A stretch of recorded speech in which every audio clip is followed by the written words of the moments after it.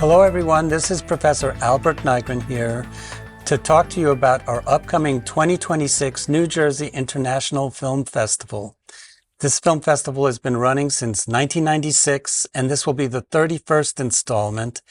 The films will be taking place on Fridays, Saturdays, and Sundays over 2 weekends, so May 29th to June 7th. The in-person screenings will be taking place at Rutgers University in our beautiful state-of-the-art facility, Voorhees Hall, room 105, which is located adjacent to the Zimmerli Art Museum and is about a block away from the New Brunswick train station.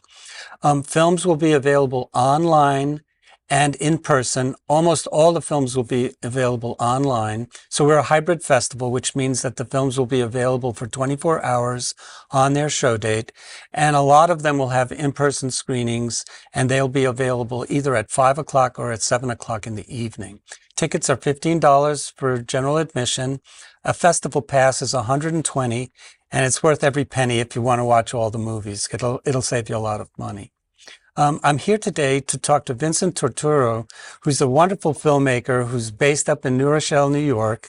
And we're going to be screening his wonderful film, very crazy film, Sonia and Lisa on Mushrooms. And I always get a smile when I say that. And people say, well, what are mushrooms? I have some people that don't know that they're psychedelic drugs. Yeah.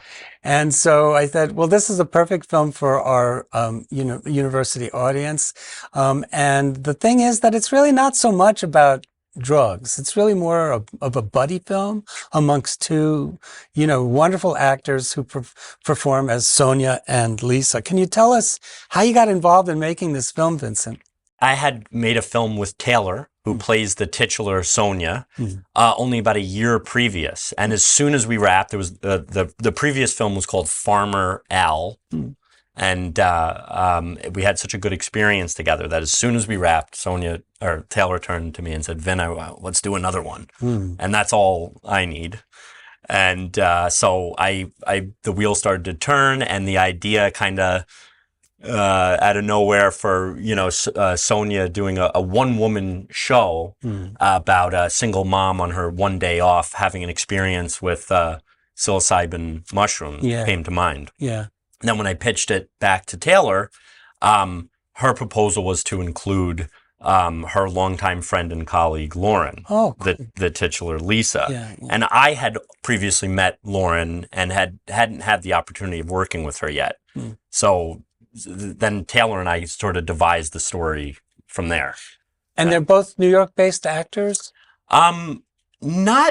Not at present. I believe they did know each other in school. I met them through a third actor colleague of mine, longtime collaborator, Luke Weiner. I believe they all did attend school in New York. Oh. Right now, Taylor is New York based and Lauren is elsewhere. Cool. Yeah, because I also I did search them, and it looks like they do a lot of theater. Yeah. But they also do film, and I think it's always difficult to kind of move from theater because it's a different kind of movement when you go from theater to film. But I couldn't tell. I mean, I think they do a wonderful job. You really like both of them. Yeah. They're both kind of kooky in their own way. Yeah.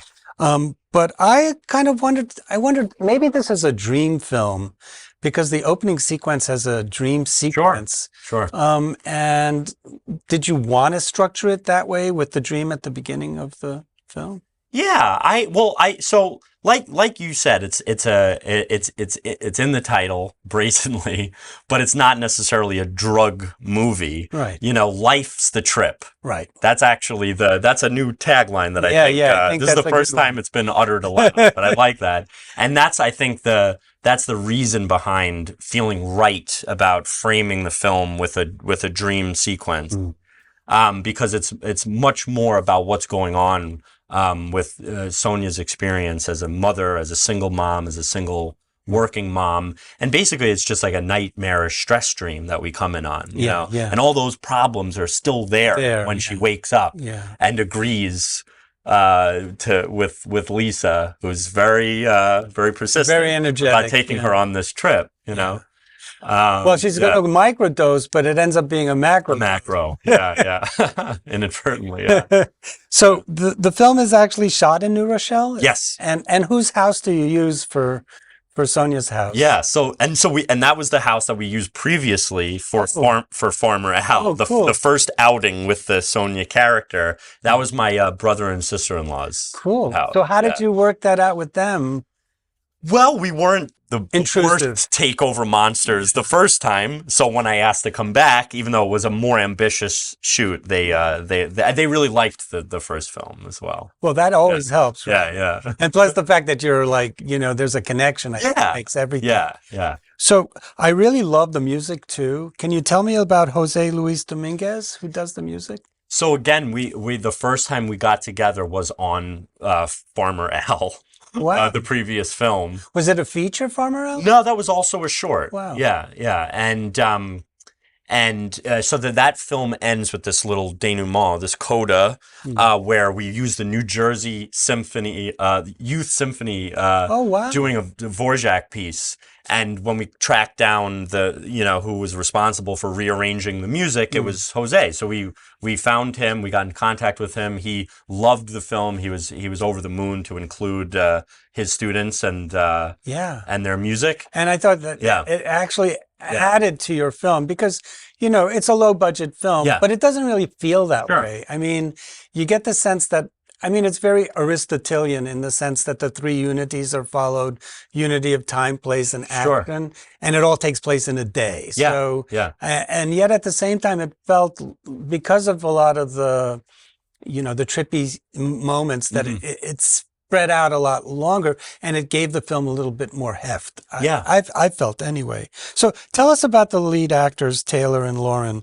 When you're working with them, are they're not doing mushrooms when they're doing No. So, but how do they turn that on in those moments?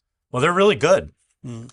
I think instead of really hanging the hat on the accuracy of how the drugs affect you. I think I've done did a lot of mushrooms in high school, but it was a long time since even my co-creators on the film said, Vin, are you gonna do a little field research? And I said, I don't think so. I think I remember what it was like enough, So just describing my experience with that sort of thing, and then them kind of digesting that, they were able to just do their own interpretation, and it was really not bizarrely dissimilar from what it's actually like. I think they put it off, the perspiration, the kind of frantic moments.